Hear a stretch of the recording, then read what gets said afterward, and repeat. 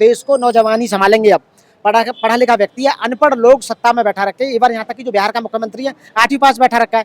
Even यहाँ तक कि जो पहले जो शिक्षा मंत्री बनाई थी वो 12वीं पास थी। इवन आप ये बताइए, बुढ़े जो 65-70 साल के 75 साल के वो तो रिटायर्ड होने का नाम नहीं ले रहे और बच्चों को रोजगार नहीं मिल रहा। तो बच्चे जो है वो समझ चुके हैं कि देश जो है हमारा किधर जा रहा है। देश के नौजवान का जो फ्यूचर है वो बहुत अंधकार में है। इसलिए सीजेपी पार्टी का जो गठन हो रहा है वो बहुत बढ़िया हो रहा है और बीजेपी को हराने का काम डेफिनेटली होगा। बीजेपी घबराई हुई है पूरी तरह से। यदि बीजेपी की 5 से 6% वोट भी नौजवानों ने काट दी जो बीजेपी को वोट कर रहे हैं, तो ये पार्टी सत्ता से डेफिनेटली बाहर हो जाए। जब युवाओं को जिस देश का CGI chief justice of India यदि कॉकरोच कहता है तो उसकी सोच कैसी है और पद की डिग्निटी को मेंटेन नहीं कर पा रहे हैं।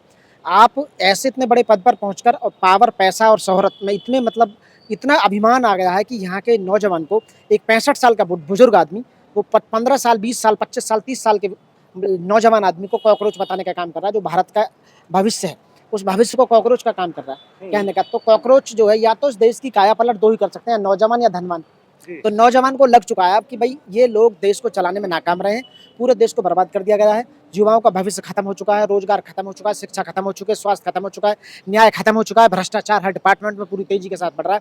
संविधान को ताक पर रख दिया गया और जो बोलेगा उसे जेल भेजा जाएगा या उसके खिलाफ में FIR दर्ज करके या उसे अंदर उस पर ये दुनिया भर के एक्ट लगाए जाएंगे, एलिगेशन लगाए जाएंगे और उनको मतलब बुरी तरह परेशान किया जाए। हमारा जो देश है वो जाति और धर्मों में बटा हुआ है, जबकि संविधान इस बात की गारंटी देता है कि ये धर्मनिरपेक्ष देश है हमारा। यहाँ कोई जाति या किसी धर्म को कोई बढ़ावा नहीं देगा कोई भी राज्य।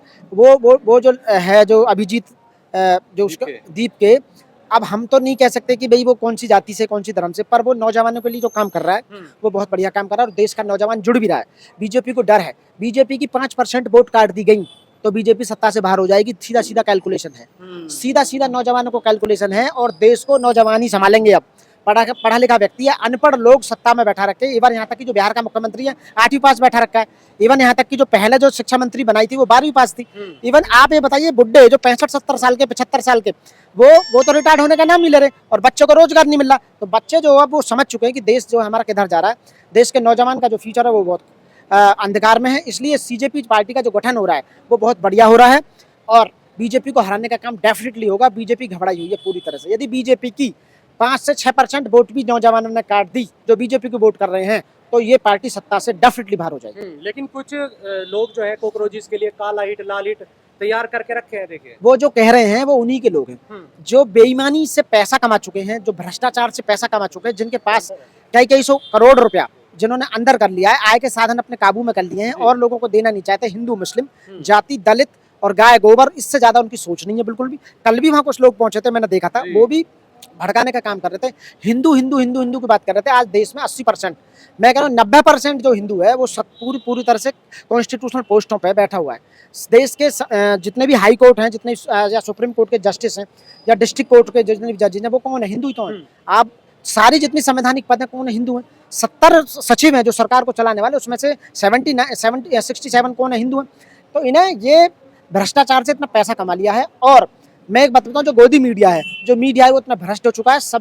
यदि सबकी जांच करा दी जाए, इनकी पूरी तरह से जांच करा दी जाए तो इनको पता लग जाएगा कि 2 नंबर का पैसा इनका आया कहाँ से है।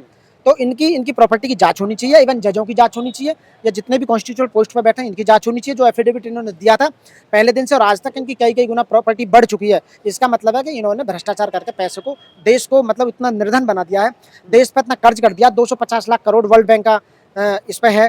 देश को इतने नीचे ले आए कि दूसरी यदि सत्ता में कोई पार्टी 4th लार्जेस्ट इकोनॉमी बन गया। वो सब बकवास है, सब झूठे कागजों में कुछ नहीं हो रहा। यदि आप जमीनी हकीकत देखेंगे तो देश बहुत गरीब हो चुका है, महंगाई बहुत ज्यादा हो चुकी है। कल के प्रोटेस्ट के बाद ये भी खबरें आ रही हैं कि ये देशद्रोह का काम कर रहे हैं। ये बिल्कुल नहीं देशद्रोह का काम कर रहे हैं। ये असली देशभक्त यही हैं जो कह रहे हैं देशद्रोही वो हैं। यदि इनकी प्रॉपर्टी की जांच कराई जाए तो पता लग जाएगा कि देश को तुमने लूटा कैसे, तुम्हारी ये प्रॉपर्टी इतनी बढ़ कैसे गई। हर पुलिस वाले की, हर जज की, हर मिनिस्टर की, हर MLA की, हर MP की, सबकी प्रॉपर्टी की जांच करा दी जाए। अभी दूध का दूध पानी का पानी हो जाएगा। देश को किसने लूटा, कौन ये देश विरोधी है, कौन भ्रष्टाचारी है, ये कौन जो देश को बर्बाद करने का काम कर रहा है, बिल्कुल आपके सामने आ जाए। जिस तरह से पेपर लीक हो रहे हैं लगातार, किसको जवाब? पेपर लीक नहीं, पेपर 80 पेपर तो लीक हो चुके हैं। पेपर आउट तो हर बार होता था, ये बिकते थे। कई सौ करोड़ का मामला है ये नीट की। 5 जिस देश के स्टूडेंटों ने आत्महत्या कर लिया और उस देश का शिक्षा मंत्री अपना रिजाइन तक नहीं दे पा रहा, जी। तो कितनी बड़ी विडंबना है बताइए। पहले जो अब तक जितने भी होते थे वो सब रिजाइन दे दिया करते थे। तो इसका मतलब है कि ये लोग पूरी तरह से भ्रष्ट हो चुके हैं, ये इन्वॉल्व हैं हर चीज में, और इन्वॉल्व के साथ साथ देश को लूटने का काम पूरी तरह से कर रहे हैं, और सत्ता डेफिनेटली जानी है, कोई रोक नहीं सकता इनसे।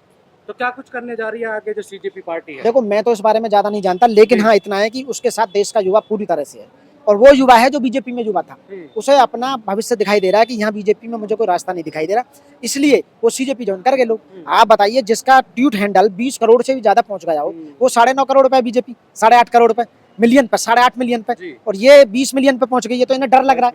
हाँ, 22 मिलियन पे इन्हें डर लग रहा है। तो आपने देखा भी होगा, कल वो आया था इसीलिए अभिजीत दीप के, और अब आने के साथ ही पढ़ा लिखा व्यक्ति है, उसकी जो टीम है वो बहुत अच्छा वर्क कर रही देखिए, है। अमेरिका हम से जैसे जय लोग भीम- हम जैसे लोग सपोर्ट कर रहे हैं उन्हें। अमेरिका से जय भीम कहकर जो है रवाना हुए थे। भारत पहुंचते ही जो है पुलिस प्रशासन से उन्होंने परमिशन ली, फिर उसके बाद जो है परमिशन दे दी गई, जी परमिशन दी गई भारत के संविधान को लेकर, और बाबा साहब जय भीम बोलते हुए वो आगे आए हैं। देश में सारी राजनीति ओबीसी और एससी के ऊपर डिपेंड है। वो ये चाह रहे हैं कि यदि एससी की वोट भी मुझे मिल गई और ओबीसी की वोट मुझे मिल जाती है, तो मैं सत्ता में दाखिल हो जाऊंगा, ना बाहर कर दूंगा डेफिनेटली। तो इस तरह के लोगों को आना होगा, जो पढ़ा लिखा युवा है उसको देश संभालना होगा। ये 65 साल 70 साल 75 साल के बुड्ढे जो फीस कास्तूर बैठे हुए, इन्हें घर बैठा देना चाहिए। कंगना रनौत है, वो कह रही है अगर हिंदू ही नहीं बचेगा तो नीट का पेपर कौन देगा? नीट का पेपर कौन देगा? हिंदू देंगे। तुम अब कंगना राणावत जो है वो, उनको उनका जो माइंड है ना, उनका जो स्टेटस है वो बहुत गिरा हुआ है, सही सोच नहीं है उनकी। अब मैं ये कह रहा हूँ कि जो एमपी बन चुका हो और उसमें बोलना नहीं आता हो, अनाप शनाप स्टेटमेंट देता हो, तो ये केवल वोट को बनाए रखने के लिए, सत्ता में रहने के लिए, पद जाने की डर की वजह से अनाप शनाप स्टेटमेंट देते रहते हैं, जो बिल्कुल भी गलत है पूरी तरह से और जायज नहीं है।